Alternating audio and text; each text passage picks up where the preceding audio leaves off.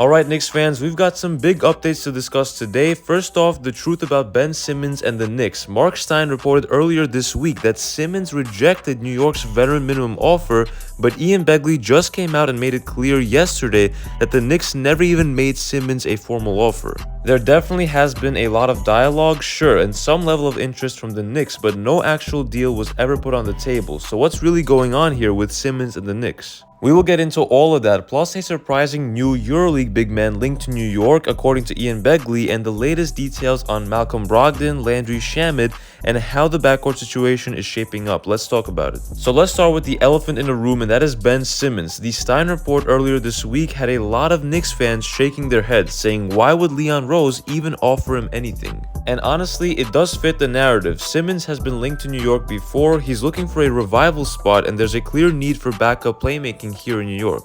But Ian Begley sets the record straight. He says conversations did happen, interest was there, but a formal offer that never happened. Now, if you're a true Knicks fan, this might actually be a relief, because even though Simmons' name keeps popping up, the organization clearly has not pulled the trigger. And you obviously know why. Spacing concerns, his mental state, health issues, and the pressure of playing in New York are all huge factors. Fans have been against it from the start, and this just proves the front office has not been reckless here. But, and this is the key, Simmons is still on their radar. He hasn't signed anywhere, he has not retired, at least not yet, and he remains one of the last notable names available.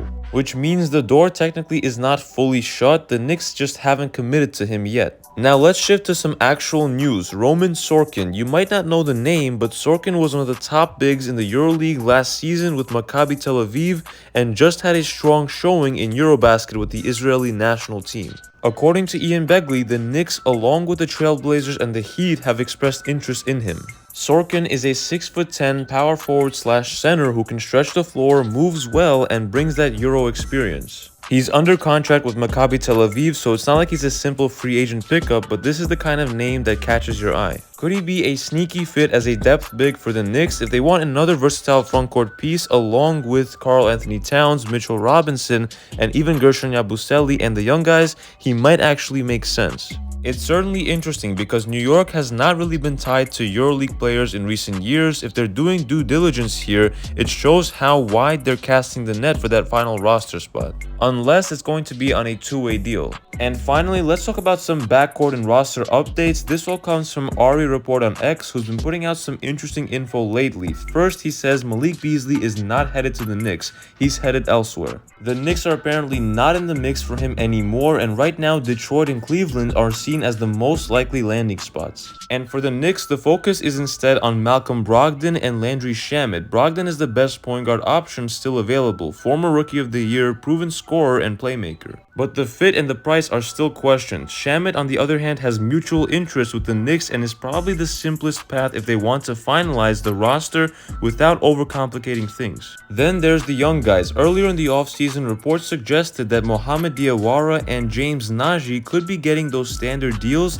via the second round exception, and Kevin McCullar would be the odd man out. And multiple capologists confirmed recently, according to Ari Report, that Diawara and Nnaji are indeed eligible for standard contracts while McCullar is not. So here's the expectation right now. McCullar is likely signing his qualifying offer and starting the year on a two-way deal. If he impresses Leon Rose and the staff, he could work his way into a prorated vet minimum deal later in the season. Now the Knicks' other open two-way, that's probably going to an outside name, potentially Roman Sorkin, and not someone already in the organization, according to Ari Report. So when you put it all together, here's where things stand. The Knicks never made Ben Simmons an official offer, but talks have happened. Roman Sorkin is a surprise new target to watch out of Europe, and in the backcourt, Beasley is out, Brogdon is the big swing, Shamet is the safe option, and McCullar's likely stuck on a two-way to start the year. But what do you guys think? Should the Knicks just lock up Shamet and move on with life, or take the risk on Simmons or even a EuroLeague flyer like Sorkin? Let me know in the comments below.